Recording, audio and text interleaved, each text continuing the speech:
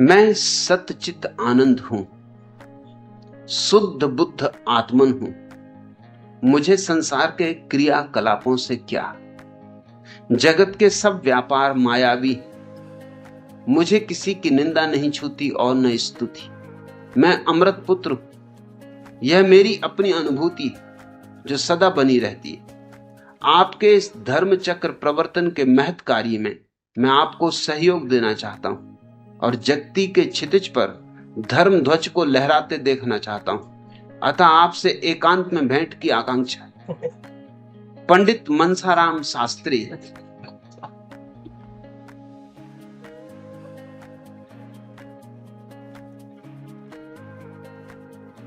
कमाल कर दिया।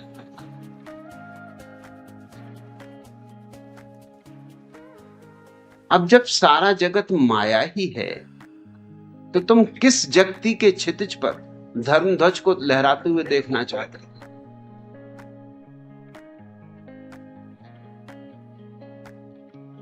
जब सारा जगत माया ही है तो मुझसे क्या करोगे एकांत में मिलकर? फिर क्या एकांत और क्या भीड़, सब माया है। कैसी बहकी बहकी बातें कर रहे हो। मगर काशी निवासी हैं पंडित मनसाराम शास्त्री। काशी निवासियों से और इससे बेहतर कुछ आशा नहीं।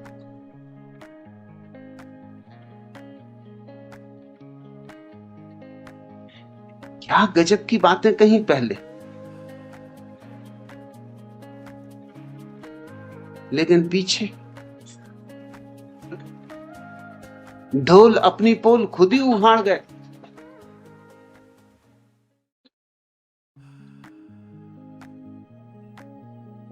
एक युवती मनोवैज्ञानिक के पास पहुंची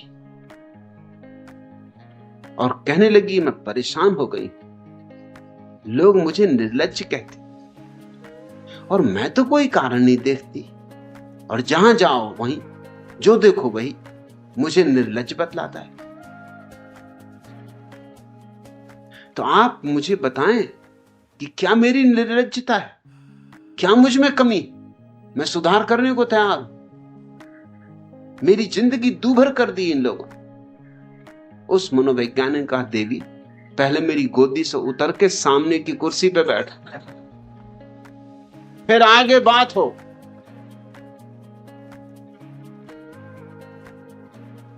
पंडित मनसाराम शास्त्री, थोड़ी तो अकल का उपयोग करो।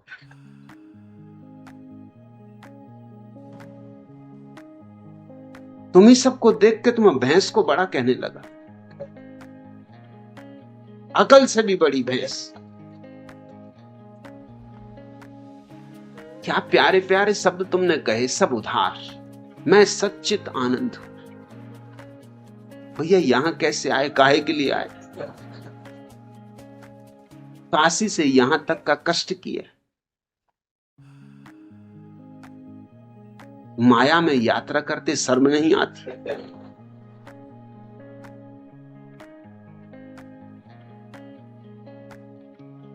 माया की रेलगाड़ी में बैठे,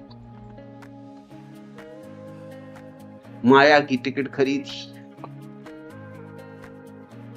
रास्ते में माया का भोजन किया हो, तरह तरह की मायाएं रास्ते में पड़ी होंगी, आंखें बंद रखनी पड़ी होंगी। कहां?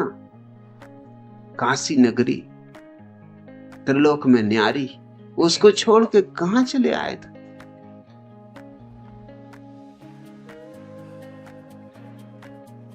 यहां पूना में क्या कर रहे हो?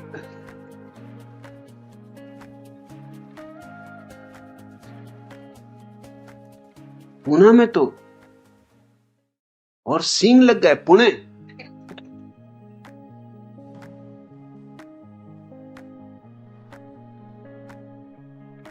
जैसे गधे के सिर पे सींग उगा, इधर को सींग मींग मार दे, सब माया बिखर जाए। ये तुम आए कहां? कहते मैं सच्चित आनंद हूं। अब क्या कमी रही? शुद्ध बुद्ध आत्मन। मुझे संसार के क्रियाकलापों से क्या? जगत के सब व्यापार मायावी। मुझे किसी की निंदा नहीं छूती और न स्तुति। मैं अमृत पुत्र हूं।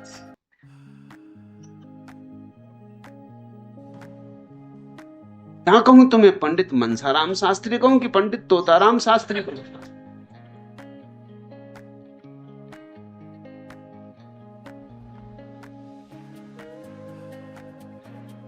और फिर पीछे से सारी बात गड़बड़ हो गई। वो हो ही जाती, लाख छिपाओ बात खुली जाती। हाथी भी निकल जाए तो पूंछ अटक जाती।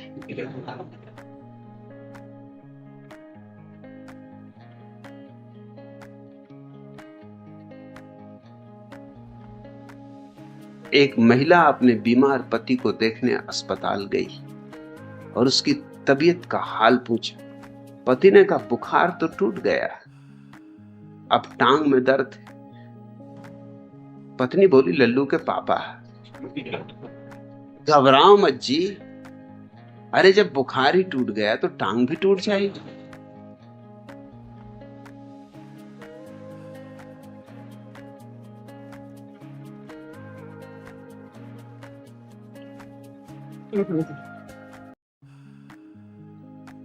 एक पंडित ने विवाह किया। ऐसे तो सब माया है, मगर सोचा होगा कि कम से कम माया से इस महिला को मुक्त करे। सो विवाह किया। विवाह के बाद सुहागरात के दिन पंडित तो भरे ही हुआ था। सो चर्चा ही यूं शुरू हुई। बोले अपनी पत्नी से, प्रेम अंधा होता है।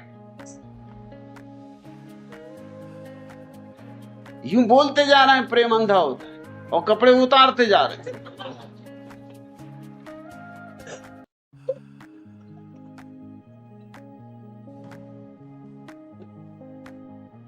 पत्नी ने कहा होता होगा जी, पर पड़ोसी तो अंधे नहीं, पहले खिड़की का पर्दा तो गिरा दो।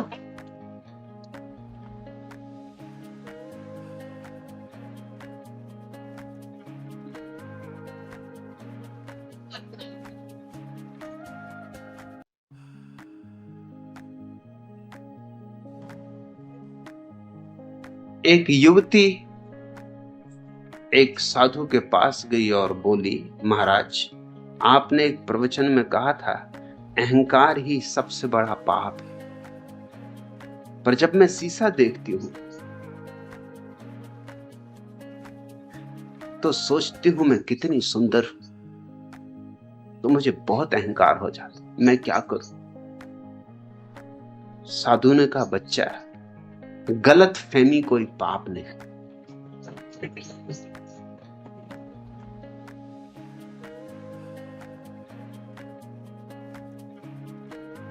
पंडित मनसाराम शास्त्री, हे काशी निवासी तोताराम, ये सब ज्ञान का कचरा हटाओ, इसमें तुम्हारा कोई भी अनुभव नहीं, रत्ती भर अनुभव नहीं। और नाराज मत होना, ये मेरा शिव जी वाला रूप है।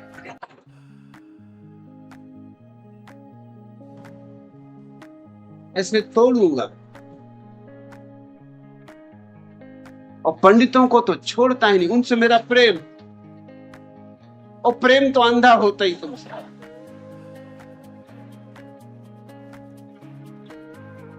पंडित मेरे हाथ में पड़ जाए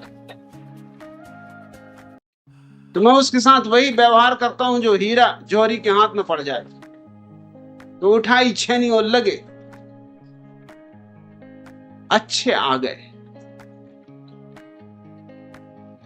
एकांत में तो देखेंगे पहले, यहां भीड़ में तो देखेंगे। अगर बचे रहे तुम तो एकांत में भी देखेंगे।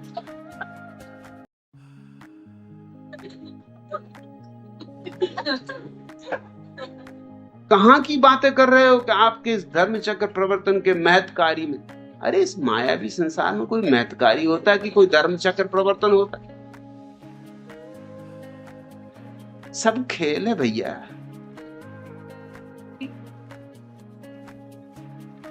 मैं कोई धर्म चक्र प्रवर्तन वगैरह नहीं कर रहा, ऐसी झंझटों में कौन पड़े। अब चक्र घुमाते रहो, सुदर्शन चक्रधारी बन जाओ, जब 24 घंटे मुरली बजाओ, मुरली वाले बन जाओ।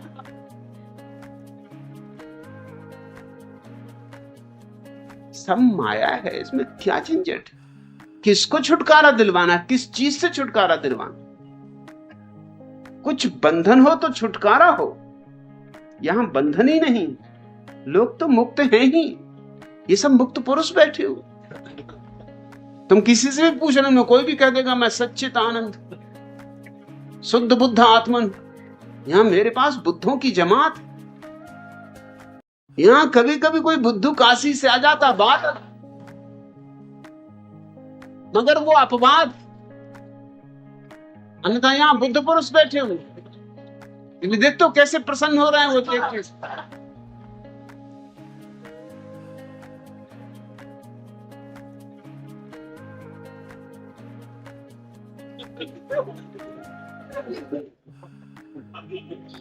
दोहराओ मत, दोहराने से कुछ भी नहीं होगा।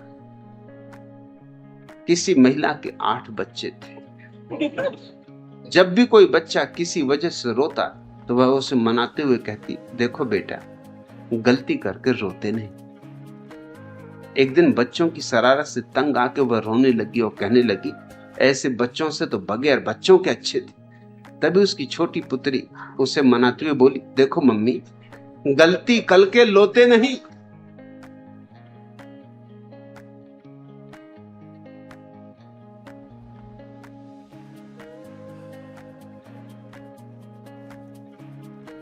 सुनते सुनते बेटी भी सीख गई ज्ञान की बात। अब काशी में तो ये वचन हवा में डोल रहे हैं, जहां जाओ वहीं बच ही नहीं सकते। मैं अमृत पुत्र हूं, न निंदा छूती न स्तुति, तो क्या क्या छूता तुम? कुछ छूता है कि नहीं?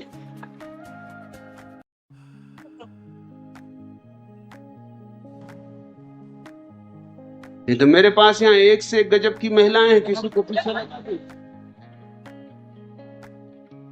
फौरन को गे भाई दूर रह, छूना मत। तब तुम्हें पता चल जाएगा कि निंदा स्तुति छोड़ो। अभी कोई बाई भी छू देगी तो बस प्राण संकट में पड़ जाएंगे कि ये माया कहां पीछे लग गई। और मेरे पास इतनी देवियां हैं, छोटी मोटी देवियां में नहीं, चंडीगढ़ से आई हुई चंडियां भी हैं। पीछे लगा दूंगा, काशी तक पीछे करूंगा।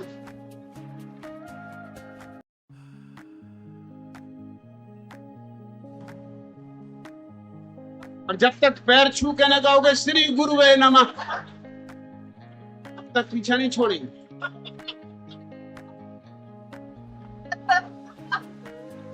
तोतों की तरह दोहराओ मत।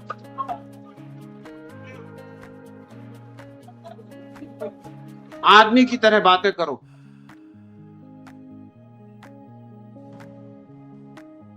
मुझे धोखा न दे सकोगी, धोखे काशी में चलते, क्योंकि वहां बाकी भी तोते।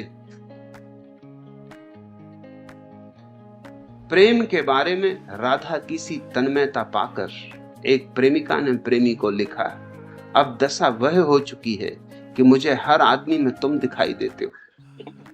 इसलिए बोराई स्थिति में मुझसे मत पूछो मैं क्या कर रही हूं, विवश होकर मैं किसी और से विवाह कर रही हूं।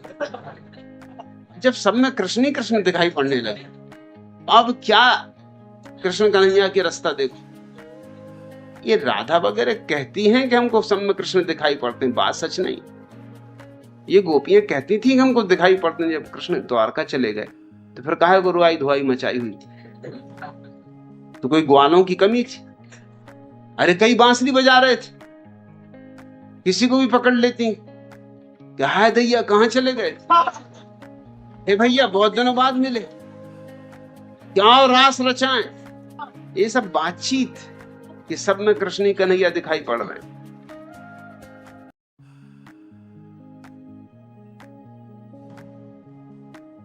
तुम जब तक अपने इस व्यर्थ के ज्ञान से मुक्त ना होगे तब तक सार्थक दिशा में कोई यात्रा नहीं हो सकती। इस जीवन में अज्ञान नहीं भटका था लोगों को, मेरे देखे ज्ञान भटका था। और तुम्हें उपनिषद का वचन याद दिलाऊं, पंडित हो, तुमने पढ़ा होगा मगर समझा नहीं हो। पंडित कभी समझते ही नहीं, उनका काम पढ़ना, यंत्रवत। उपनिषद का वचन है, अज्ञान तो भटकाता ही, लेकिन ज्ञान महा अंधकार में भटका देता है। क्या अद्भुत लोग रहे होंगे। अभी ये उपनिषद के ऋषि को अगर कच्छ जाना हो तो बिल्कुल नहीं जा सकते। यहां कहां चले आ रहे, खतरा पैदा हो जाएगा संस्कृति को। ये उपनिषद के ऋषि को तुम जीने देते, जो कह रहा है कि अज्ञान तो निश्चित ही अंधकार में भटकाता है, लेकिन ज्ञान महा अंधकार में भटका देता है। और इससे बड़ी क्रांति की क्या बात हो सकती? क्यों अज्ञान से भी ज्यादा बड़ी भटकन ज्ञान से पैदा हो जाती? अज्ञानी को कम से कम इतना बोध तो होता है कि मैं अज्ञानी हूं, तो एक विनम्रता होती, एक सरलता होती, एक सहजता होती। अज्ञानी में एक भलापन होता, निर्मलता होती, अकड़ नहीं होती। वो कहता मैं जानते नहीं कुछ तो अकड़ों भी क्या, ज्ञान अकड़ लाता है, और थोथी अकड़, क्योंकि तुमने सीख लिया है, शास्त्र कंठस्थ कर लिए, अब उनको दोहरा रहे हो। एक पंडित एक तोता खरीदने गए, क्योंकि उनके विरोधी पंडित ने अपने घर के सामने एक तोता लटका रखा था जो गायत्री का मंत्र बोलता था। उससे उनकी प्रतिष्ठा को धक्का लग रहा था, उनके ग्राहक छिने जा रहे थे। ग्राहक कहते थे महाराज तुम्हें क्या पता, अरे वहां देखो वो है महापंडित, उसके तोते भी गायत्री बोलते। सो वो भी बेचारे गए तोते की दुकान पे, भैया कोई तोता दो, कुछ ऐसा तोता दो कि गायत्री को भी मात कर। उसने कहा है एक तोता मेरे पास, और ऐसा तोता कि हिंदू को भी फांसे, मुसलमान को भी फांसे। अरे ऐसे गजब का तोता, बिल्कुल गांधीवादी तोता। अल्लाह ईश्वर तेरे नाम, सबको सन्मति दे भगवान। आधुनिक तोता, ये कहां गायत्री मंत्र लगा रखा है? कहा दिखाओ कहां है तुम्हारा तोता। ले गया उसे अंदर, तोता बिल्कुल बैठा हुआ था, खादी के कपड़े पहने हुए, गांधीवादी टोपी लगाए हुए, पास ही एक छोटा सा चरखा रखा था। पंडित ने भी कहा कि श्री गुरु वे नमः। ये गजब का तोता, एकदम शुद्ध खादी पहने, सामने रखा हुआ है चरखा। इसके संबंध में कुछ और समझाओ। उस दुकानदार ने कहा इसके पैर में देखते आप, बाएं पैर में एक धागा बंधा है, इसको खींच दो।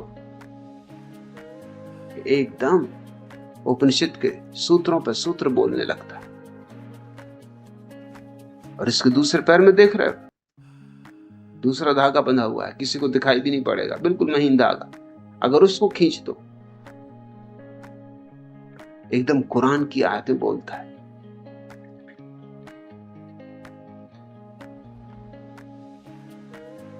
मुसलमान आए तो ये खींच देना, हिंदू आए तो ये खींच देना, दोनों पे तुम्हारा कब्जा हो जाएगा। हिंदू भी आएंगे, मुसलमान भी आएंगे। तोता तो गजब का है। एक बात पूछूं कि अगर दोनों धागे एक साथ खींच दूं तो? तोता बोला उल्लू के पट्टे। अगर दोनों धागे एक साथ खींचोगे तो धड़ाम से नीचे न गिर पड़ोगे। तोतों में भी थोड़ी ज्यादा अकल है। तुम भी क्या बात कर रहे हो? यहां कोई धर्म चक्र प्रवर्तन वगैरह नहीं हो रहा है। यहां तो मौज है, मस्ती है। ये तो मैखाना है, मधुशाला है। यहां तो पियकड़ों की जमात है, ये रिंद बैठे। यहां तो अदरक शराब पी जा रही, पिलाई जा रही। अगर पीना हो तो पियो, और अगर हिम्मत हो तो ही पी पाओगे, क्योंकि यहां किसी परंपरा की बात नहीं हो रही। यहां शुद्ध सत्य की बात हो रही। यहां किसी परंपरा का पोषण नहीं, क्योंकि मैं मानता ही नहीं कि परंपरा और सत्य का कभी कोई संबंध होता है। सत्य तो सदा नूतन होता है, नित्य नूतन होता है। जैसे सुबह की ओस के कण इतना ताजा होता है। ये तुम बकवास छोड़ दो कि मैं सच्चित आनंद हूं, शुद्ध बुद्ध आत्मन हूं, मुझे संसार के क्रियाकलापों से क्या। अभी बहुत तुम्हें संसार के क्रियाकलापों से मतलब। अभी तुम जगती के क्षितिज पर धर्म ध्वज को लहराते देखना चाहते। अभी झंडा ऊंचा रहे हमारा, तुम्हारी बुद्धि वहीं अटकी। और झंडा वंडा किसको ऊंचा करना? डंडा ऊंचा करना रहता लोगों को। झंडा तो बहाना है। पहले तो तुम ये कचरा छोड़ो। अगर मेरे पास आना तो ये कचरे को छोड़ के आओ, अज्ञानी होके आओ, मेरे द्वार खुले। ज्ञानी होके आओ, बिल्कुल द्वार बंद। मैंने द्वार पर इस पूरे आश्रम में एक ही आदमी को संत कहता हूं, उसको द्वार पे बिठा रखा। यहां 5000 पियकड़ों में एक ही संत, उनको बाहर बिठा रखा। तुम पूछोगे क्यों? क्योंकि वो बिल्कुल अंट संट है, और अंट संट दूसरे अंट संटों को फौरन पहचान लेता। तरबूजा तरबूजे को पहचान लेता। तो उनको मैं कहता हूं संत महाराज। उनको द्वार पे बिठा रखा, वहीं देख लेते हैं कि आ रहा अंट संट, वहीं से विदा करते। उनने तुम्हें कैसे घुसाने दिया, यही आश्चर्य। कभी कभी भांग वगैरह पी जाते हो। संत ही हैं तो संतों का क्या है? संत और भांग ना पिए? भांग वगैरह पी गए दिखता हो कि तुम भीतर घुसाए, नहीं तो वो पहले तुम्हें वहीं से विदा कर देते। ज्ञानियों के लिए दरवाजा बंद, अज्ञानियों के लिए द्वार खुला है। मेरा हृदय खुला है, क्योंकि अज्ञानियों को बदला जा सकता है। ज्ञानियों के साथ तो फिजूल मेहनत होती। पश्चिम का बहुत बड़ा संगीतज्ञ वेजनर जब भी किसी को शिष्य की तरह स्वीकार करता था तो कहता था, पहले कहीं संगीत तो नहीं सीखा? अगर संगीत सीखा हो तो रास्ता लगो, बाहर निकलो, और अगर जिद करोगे तो दुगनी फीस लूंगा। जिसने संगीत नहीं सीखा उसको मैं सिखाता हूं। स्वभावतः जो लोग संगीत सीखे होते वो कहते, ये तो उल्टी बात कर रहे हैं आप, हमने वर्षों मेहनत करके सीखा है, हमसे तो कम फीस लेनी चाहिए। वो कहता, पहले बुलाना भी तो पड़ेगा, वो मेहनत कौन करेगा? पंडित मनसाराम शास्त्री, पहले तो तुम्हारा शास्त्रीपन मिटाना पड़ेगा, पंडितपन मिटाना पड़ेगा, तब कहीं जाके कुछ बात बन सकती। अभी तुम धर्म ध्वज वगैरह न फहराओ, अभी तो तुम्हारे जीवन में दिया जल जाए, यही काफी।